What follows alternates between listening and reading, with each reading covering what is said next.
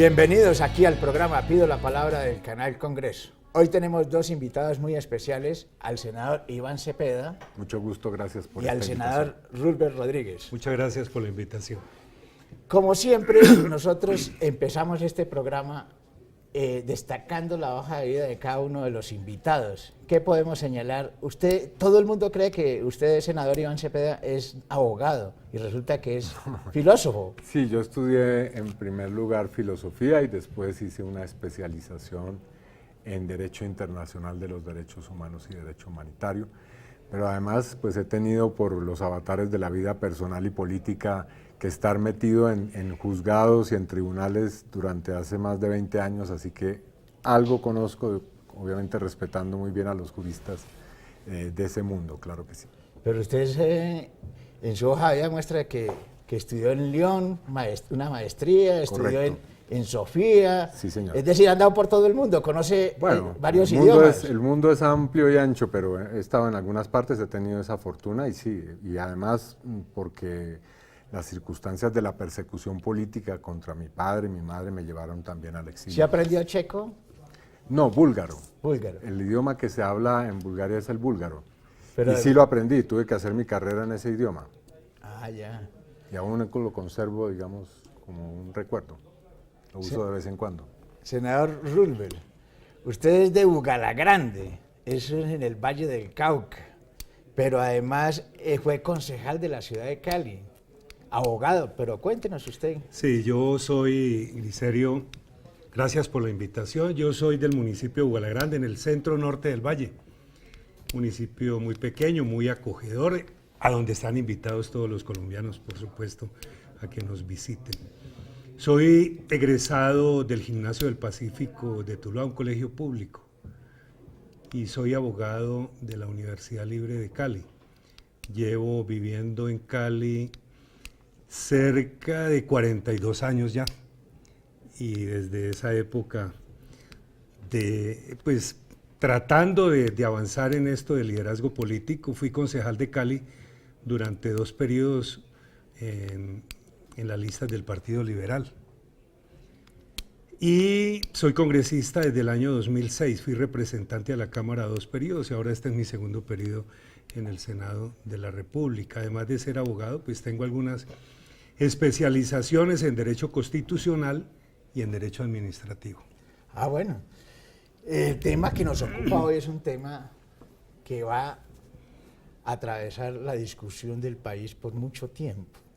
Y es el tema de la Jurisdicción Especial para la Paz. Pero aclarémosle a los colombianos, ¿qué es la Jurisdicción Especial para la Paz? ¿En qué consiste? ¿Cómo se formó? ¿Para qué sirve? Empecemos por el senador Iván. Bueno, Colombia, antes de eso decir que me complace mucho estar aquí con mi colega Rulber Rodríguez. Colombia es un país que ha tenido la desgracia de padecer un larguísimo conflicto armado, tal vez uno de los de más larga duración en el mundo contemporáneo, que ha dejado ese saldo que nos llena de horror de 7, 8 millones de víctimas. En ese rango está el saldo terrible que ha dejado la violencia de esa guerra. Y por supuesto, al final de ese conflicto, o por lo menos cuando se sella un pacto de paz como el que hicieron el Estado colombiano y la que era en ese momento guerrilla de las FARC, pues un punto obligado es cómo se va a responderle al país, a la sociedad colombiana, a las víctimas del conflicto armado en materia de los derechos que tienen la sociedad y las víctimas, que son derechos a la verdad, a la justicia, a una reparación integral, a que se produzca lo que se llama la garantía de no repetición de la violencia. Y afortunadamente, luego de años de conversaciones y de negociaciones en la ciudad de La Habana, gobierno y FARC llegaron a construir un modelo de justicia que se conoce como justicia transicional. ¿Eso qué quiere decir para quienes nos están viendo? Es un modelo mixto en el cual hay una parte que es una justicia que se llama restaurativa, es decir, una justicia en la cual las personas que comparecen como responsables de esos crímenes que se han cometido, que son crímenes de lesa humanidad y crímenes de guerra, pues a cambio de la verdad y de la reparación obtienen algún tipo de beneficios jurídicos y judiciales. Pero también, y digo que es mixto porque también tiene una parte de justicia retributiva. ¿Eso qué quiere decir? Que si estas personas no contribuyen de una manera pues exhaustiva con la verdad y la reparación, pueden ser también sancionados con penas que son equivalentes a las penas que hay en el Código Penal de la Justicia Ordinaria. Entonces, ese sistema debe permitirle a los colombianos que las víctimas, la sociedad, los mismos excombatientes tengan la posibilidad de pasar la página hacia un futuro en el cual habrá reconciliación porque se ha hecho verdad, se ha hecho justicia y se ha hecho reparación. Senador Roosevelt, la justicia restaurativa es un modelo irlandés que consiste fundamentalmente en restablecer el equilibrio de la sociedad, donde está el victimario, la víctima y un mediador que sería el Estado en este momento. Y eso se centra fundamentalmente en reparar víctimas. En ese modelo de justicia restaurativa en Colombia está centrado en las víctimas o en qué? A ver, permítame primero expresar mi complacencia por tener aquí a Iván. Como todo el país conoce, un luchador enorme por los derechos humanos y en esta parte de la historia de Colombia, un luchador a quien el país tiene que reconocerle su aporte a la paz. Muchas gracias, Luz. El sistema, y voy a responderle de esta manera, la Jurisdicción Especial de Paz es el componente de justicia del sistema creado una vez firmados los acuerdos para poder construir la paz. La justicia hace parte de ese sistema, que lo componen la verdad, la reparación, la justicia y la no repetición. Esos componentes son todo un sistema y ese sistema tiene como centro a las víctimas. Parte del principio de que las víctimas son ciudadanos con derechos plenos. Igualmente parte del principio de que en este proceso tiene que haber verdad plena, tiene que haber reconocimiento de responsabilidades. Bien lo explicaba Iván en el sentido de que quienes no hagan el aporte correspondiente, no cumplan con el requisito exigido para poder hacer parte de la Jurisdicción Especial de Paz, es decir, no digan la verdad, no se comprometan a reparar, no se comprometan a no repetir lo que ya ha sucedido, tendrán que ser sujetos, por supuesto, de las sanciones más drásticas contenidas en el acto legislativo que crea la Jurisdicción de Paz. Los que no digan la verdad, los que no reparen, por supuesto que tendrán que irse a la Jurisdicción Especial de Paz dentro de uno de los mecanismos de sanción que son las sanciones, las penas ordinarias, que van entre 15 y 20 años de cárcel. Bueno, vamos a unos mensajes institucionales, ya regresamos aquí en el programa Pido la Palabra del Canal Congreso.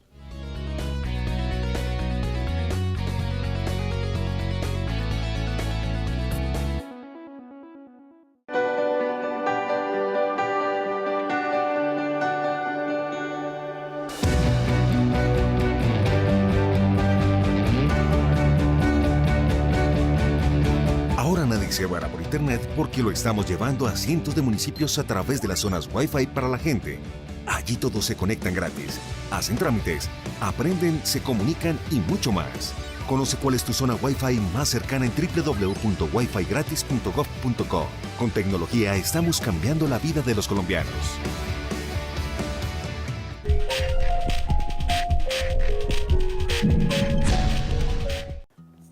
Entonces no puede vender la finca, señora Rubiela. Ni hipotecarla ni nada.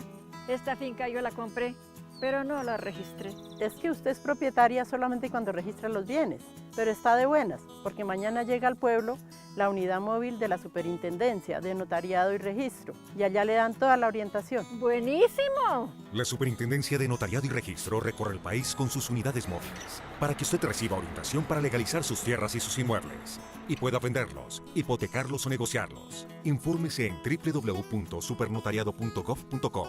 Recuerde, solo el registro lo hace propietario. Superintendencia de Notariado y Registro.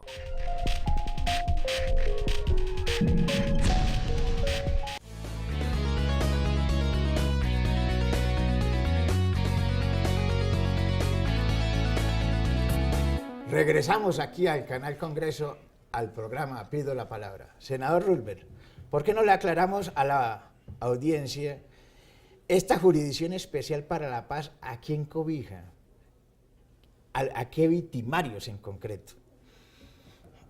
Bueno, la Jurisdicción Especial para la Paz investiga, juzga, sanciona todos los delitos cometidos en virtud, con ocasión o en relación directa o indirecta con el conflicto armado. ¿A quiénes? ¿O quiénes son sujetos de la Jurisdicción Especial de Paz? Los excombatientes del grupo armado que se desmoviliza, que se desarma, que son las FARC. Se creó un capítulo especial para que igualmente cobije o sean sujetos de esa jurisdicción los miembros de la fuerza pública, también los terceros, también los agentes del Estado. Todos ellos hacen parte de la Jurisdicción Especial de Paz. Es decir, que todas las conductas, todos los delitos cometidos en el conflicto armado, por ellos tendrán que ser investigados, juzgados y sancionados por la Jurisdicción Especial de Paz conforme a unas sanciones que están previamente establecidas en el Acto Legislativo 01 del 2017, unas sanciones propias, otras alternativas y las ordinarias que son las que a las que hacíamos referencia inicialmente, que son aplicables a aquellos que no aporten verdad y no acepten responsabilidad, cuya sanción es de una pena privativa de la libertad entre 15 y 20 años de cárcel. Pero unos fallos de la Corte Constitucional donde dice que los terceros y los mismos agentes del Estado pueden presentarse voluntariamente. Voluntariamente. No es obligatorio. Exactamente. Ah, perfecto. Senador Cepeda, hubo dos actos legislativos para crear la Justicia Especial para la Paz a través de un mecanismo que se llamó el Fast Track, ¿sí? Que es un mecanismo rápido donde hubo estas reformas constitucionales.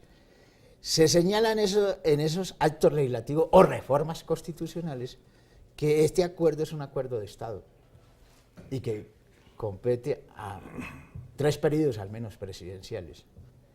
¿Por qué no nos dice claramente qué son esos actos legislativos y por qué es un acuerdo de Estado y no de gobierno? Bueno, el proceso de implementación normativa del acuerdo de paz ha tenido distintas fases y distintas modalidades.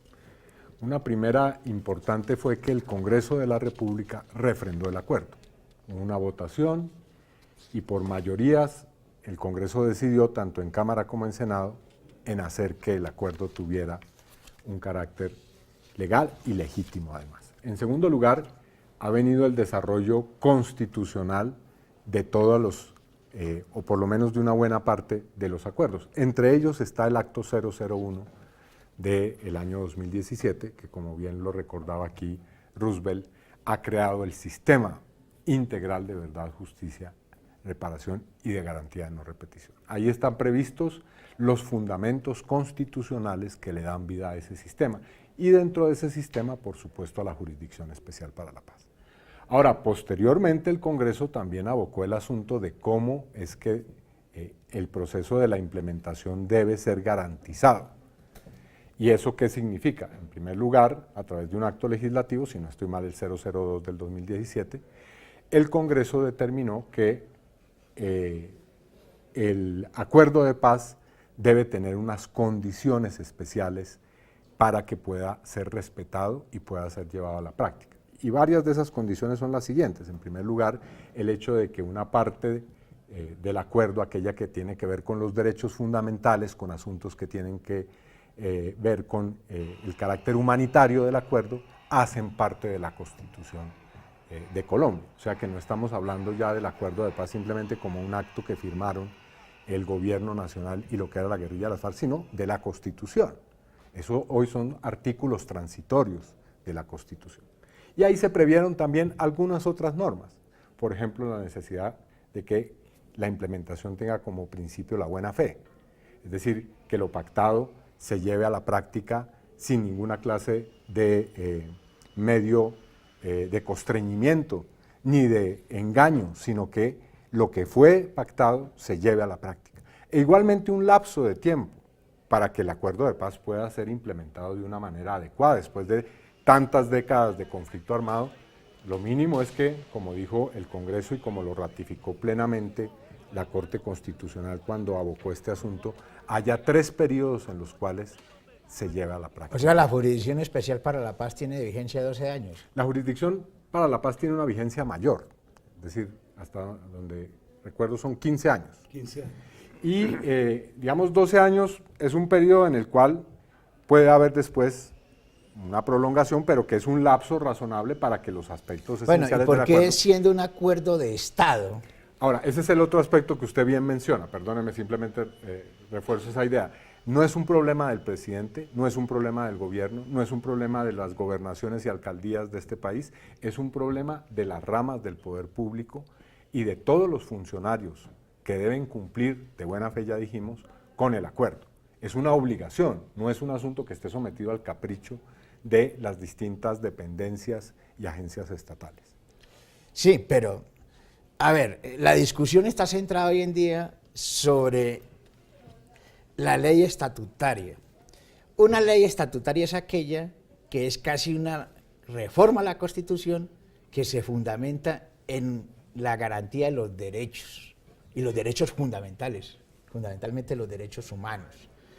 Hay una discusión que por primera vez yo creo que ocurre en nuestro país, que un presidente objeta una ley estatutaria por inconveniente, porque las cuestiones siempre han ocurrido sobre leyes ordinarias. Esta ley estatutaria, ¿por qué es tan importante para el procedimiento de la JEP, senador Roosevelt? A ver, yo pienso que la ley estatutaria se convierte en fundamental, en vital, porque tiene básicamente los principios, marca el camino, el derrotero que debe seguir la Jurisdicción Especial de Paz para poder funcionar, para poder aplicar las sanciones que están establecidas dentro del acto legislativo. Pero permítame decirle esto. Cuando se anunció por parte del gobierno que iban a objetar la ley estatutaria, inmediatamente puse un Twitter reclamándole al presidente, diciéndole que él no podía objetar esa ley, porque era estatutaria. Además, porque sobre esa ley ya se pronunció la Corte Constitucional, que nadie entendería que el presidente de la República objetara una ley que ya ha pasado el examen de constitucionalidad.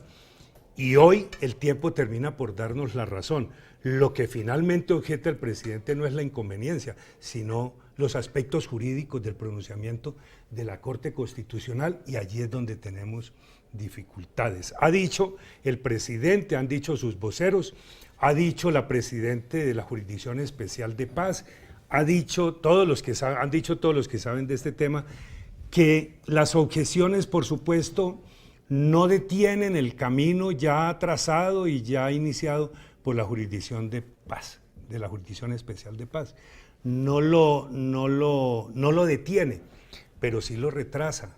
Sí pone a la Jurisdicción Especial de Paz, mi estimado Iván, a improvisar en algunos temas, porque tendrá que seguramente echar mano de jurisprudencias y seguramente en algunos casos del conocimiento propio de la Jurisdicción Especial de Paz para decidir algunos asuntos.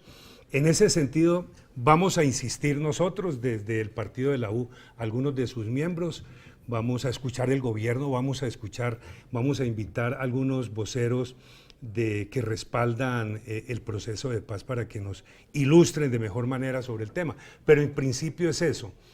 Yo personalmente creo jurídicamente que el presidente de la República no tenía competencia para objetar la ley estatutaria, porque ya hay un pronunciamiento de la Corte Constitucional.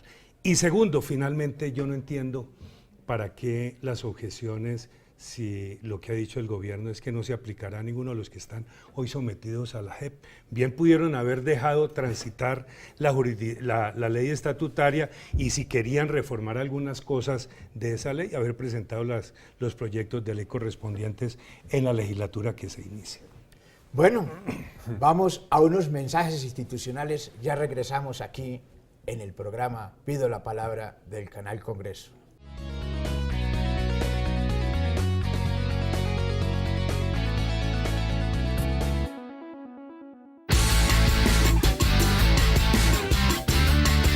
Empatía. Cuando usted es un bacán con el habitante de la calle de su cuadra, le hace la charla, lo invita a un centro de atención o llama a un ángel azul como yo para que lo visite. Fácil.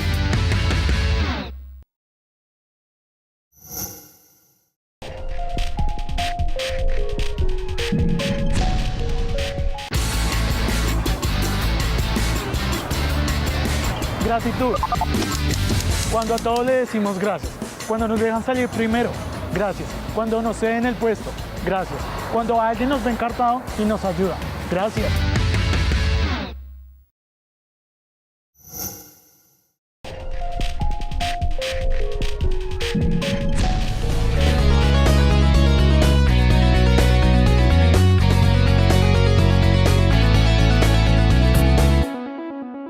Regresamos aquí al programa Pido la Palabra del Canal Congreso. Senador Cepeda, hay una discusión enorme sobre esto de la reglamentación y las objeciones que hace el presidente por inconveniencia frente al tema procedimental de la Justicia Especial para la Paz. ¿Cuál es el propósito del gobierno frente a este tema, sabiendo que es cosa juzgada de la Corte Constitucional, que puede haber hasta un problema de equilibrio de poderes tal como lo ha planteado el señor Procurador General de la Nación? Bueno, el gobierno dice que esto es para mejorar la JEP, para garantizar un proceso de paz con legalidad, pero realmente aquí uno no alcanza a discernir si ese es el motivo real, el que se enuncia pues como la retórica de gobierno, o si hay unos intereses políticos. Aquí tenemos el hecho de que coincide estas objeciones con que la JEP comience a indagar seriamente por la verdad del conflicto armado, cuando los militares ¿Cuántos militares hablar, han sometido a la JEP? En este momento hay 1960 y tantos militares, y ya han comenzado a comparecer y han comenzado a hablar sobre el tema de los falsos positivos, pero van a hablar de otros temas. Entonces, obviamente aquí no es, aventurado decir que se van a comenzar a mencionar nombres y una cosa lleva a la otra, así que hay un temor por la verdad. Pero también está el hecho de que estamos en un periodo electoral, que el presidente necesita ganar puntos de popularidad con su gente, en ese espectro pues, del uribismo, pero no nos vamos a meter en esas honduras. Lo malo de todo esto es que ese tipo de intereses políticos no responden a un cálculo responsable de a dónde puede llevar el país una decisión como la que ha tomado el presidente y que ya advierte el procurador que puede ser, digamos, un camino bastante desastroso. El de romper los principios del Estado de Derecho, poner en grave riesgo el proceso de paz y generar una polarización todavía mayor a la que tenemos en el país. ¿Cómo afecta la credibilidad institucional al poner en duda unos acuerdos de Estado en un periodo de gobierno, senador Rulbel? Primero, internacionalmente quedamos con muy mala imagen. El llamado que han hecho los garantes de los acuerdos, Cuba, Noruega, es muy diciente, sobre todo reclamando la sanción de la ley estatutaria, por ejemplo, reclamando la necesidad de respetar los protocolos en las negociaciones con el ELN. Todas estas cosas lo que hacen nos hacen es perder credibilidad, una credibilidad que hemos ganado a punta de esfuerzo, a punta de seriedad. Yo creo que muy mal servicio se le presta a la imagen del país internacionalmente. E interiormente creo que entramos en un debate, en una confrontación muy difícil, muy compleja, que radicaliza la polarización que tiene el país de un tiempo hacia acá. Muy peligroso. Lo acaba de decir el procurador, lo ha reiterado aquí Iván Cepeda. Esta polarización desinstitucionaliza el país. Desconocer la cosa juzgada de la Corte Constitucional, como nos parece a nosotros que se está desconociendo, es muy grave. Aquí sí hay un choque de trenes contra el resto de poderes, contra el Poder Judicial, contra el Congreso de la República, contra la comunidad internacional. Y me parece que allí hay algunos llamados de atención que desde el Congreso tendremos que hacerle al gobierno nacional. El interés por confrontarse en el proceso de paz con el Congreso no puede llevar al país por el camino de desinstitucionalización en que personalmente creo yo que se está llevando en este momento. Bueno, ya nos está acabando el tiempo, senador Cepeda. Un mensaje esperanzador, ¿será que se pone en riesgo el proceso de paz con las FARC totalmente? Mire, yo he estado trabajando muy de cerca en este proceso y ya hemos logrado ir superando, como en una carrera esta de obstáculos, varias trabas en este proceso. Logramos que se llegara al acuerdo de paz. Había un sector que no quería que esas conversaciones terminaran con un acuerdo. Luego vino un plebiscito que perdimos por una escasa cantidad de votos, se renegoció el acuerdo, se refrendó el acuerdo. Luego hemos logrado implementar las bases de ese acuerdo a través de normas muy importantes. Y ahora tenemos este escollo. Yo confío en que podemos superarlo, pero yo llamo a los ciudadanos a que nos movilicemos a defender la paz. Eso es fundamental. Senador Roosevelt, ¿qué mensaje contundente y esperanzador le damos a los colombianos en estos momentos tan difíciles? El mensaje para el pueblo colombiano es que el Congreso de la República seguramente estará a la altura que exige este debate de las objeciones presidenciales a la ley estatutaria. Defenderemos la institucionalidad y por supuesto seguiremos en la construcción de esta paz que es el mejor patrimonio que nosotros podemos dejarle a los colombianos. Mil gracias por estar aquí en el programa Pido la Palabra, senador. Muchas gracias. Mil gracias por estar aquí en el programa Pido la Palabra del senador Iván Cepeda. Gracias. Mil gracias a todos ustedes por estar aquí en el canal Congreso, en el programa Pido la Palabra.